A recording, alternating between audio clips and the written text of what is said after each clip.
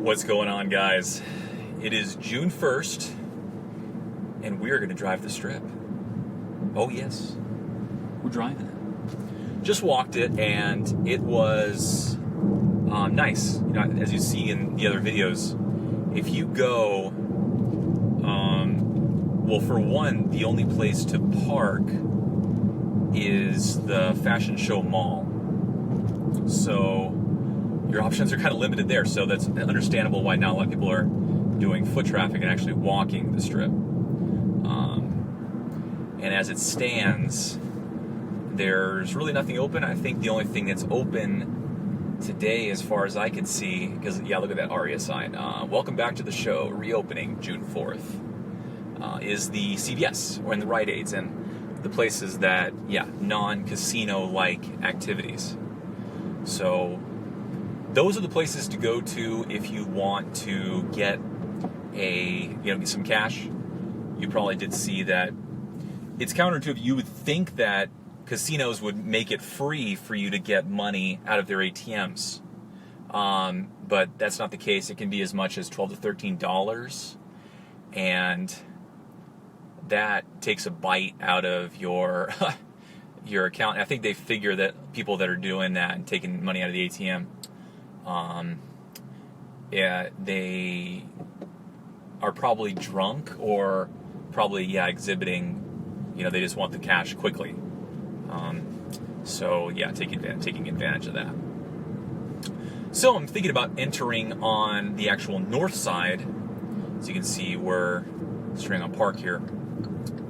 And this is a much bigger improvement than walking it, because I see some people with masks on, I see some people without them on. So I put it on, and I have a light one, so it breathes fairly well. But here we go. We're coming in through ARIA Center there. If you haven't seen it yet, the stadium just looks phenomenal. The last time I was here, which was over a year ago, it was pretty in construction. It definitely seemed like it was a long way to go, and now they're selling tickets to the Raiders matches. So looking awesome on the outside, and I'm sure looking pretty good on the inside as well. So just working our way in to the actual Las Vegas Boulevard. There's a lot that goes on around the actual Strip. You have all these attractions that are on the main Center City. And if you haven't been in the last few years, you got to check out Center City, Cosmo, and the ARIA, and all the stuff that's going on near there. Just remarkable. And all the secret rooms that they have a kind of cool tour that's put on by a young guy on Airbnb Experiences, that he takes you around to all the good hot spots, and I think it was $55, and it's really worth it because it's usually smaller groups, and then you can ask them a lot of questions. You're getting a lot of good value. Some places, they'll offer you a free drink, and then you're getting a lot of good insights from someone that's lived there. So I recommend the tours. Definitely recommend the tours. And I think today they have the Mob Museum that's open, which is one of the few things. I went on the Los Vegas website for one of the local news affiliates, and it displayed that there's just those few things that are open. So here's the main boulevard, passing by ARIA and Cosmo. I was listening to the top 10 things that you don't know about Vegas, or that that shocks people. And I think one of the ones that's important is that the Strip is long.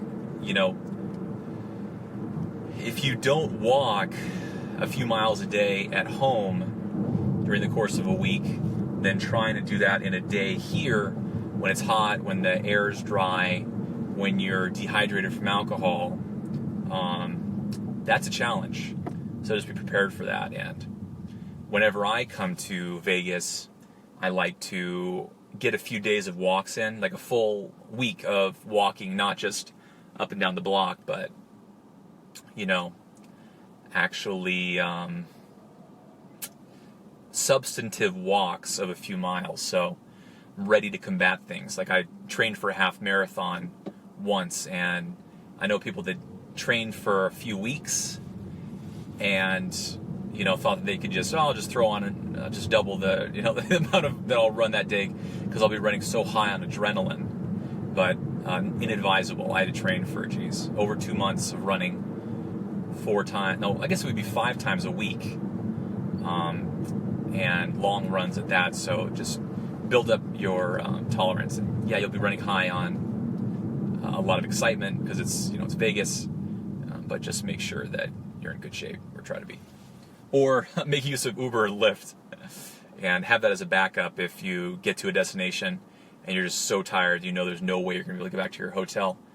And the taxis here, I think I saw a stat that 26% when they were tracked took you the long way to McCarran or to your destination. And I've certainly been the victim of that. I've ridden in a taxi and I'm trying to talk to the guy, and he's like, he says he just doesn't speak English. So I'm like, well, it's a 10-minute ride, so I had an older phone at the time. I'm like, man, I don't even know if I can go to Google Translate, and then phonetically, how can I pronounce, to take this street? And of course, he's taking me the long way, and I'm trying to tell him, like, I know you're trying to do the long way, but it didn't work out well. So taking a taxi is inadvisable at the present time. So passing by Caesars.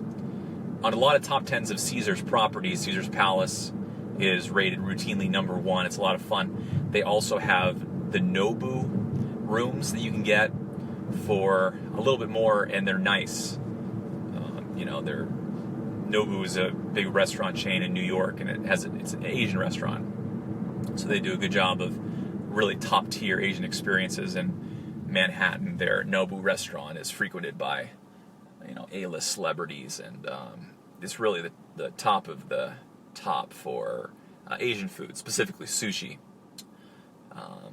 But right now, I'm really impressed with the price that Treasure Island's coming in at.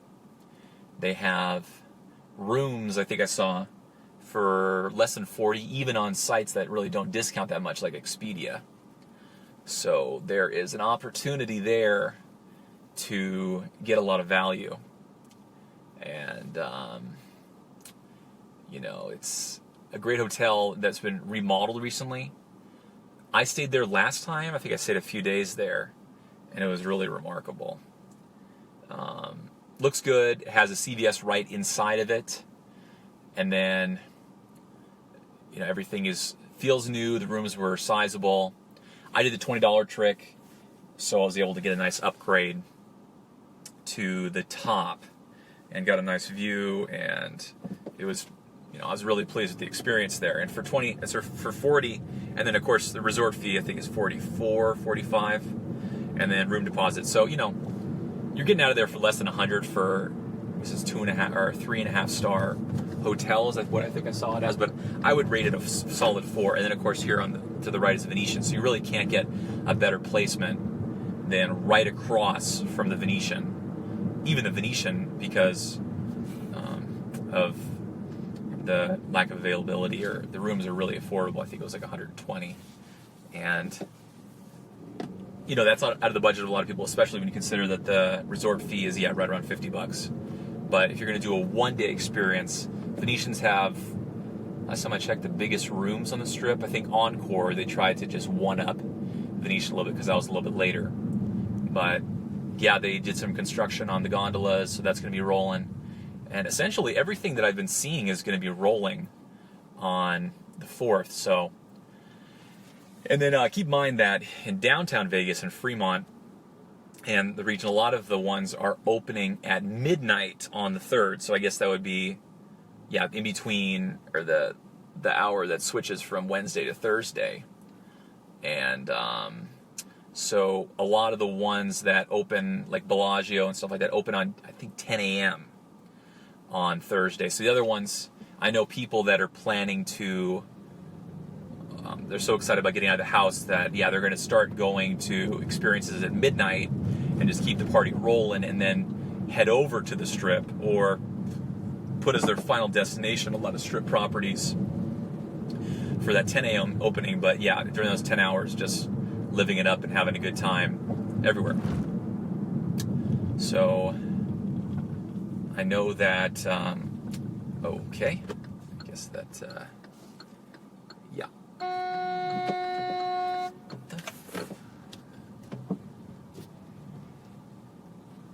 Can I take a left here? Oh, interesting. Okay, well, a lot of the road construction, I'm glad that the roads are being done, but you can see that it's, they're shutting down like the right side of the road. So it's a lot of a confusion if you're trying to drive the main boulevard. But anyways, there's the entirety of the Strip. And if you're thinking about checking it out, you have to know that there is that no man's land between the Wynn and then Stratosphere and Fremont Street. So there's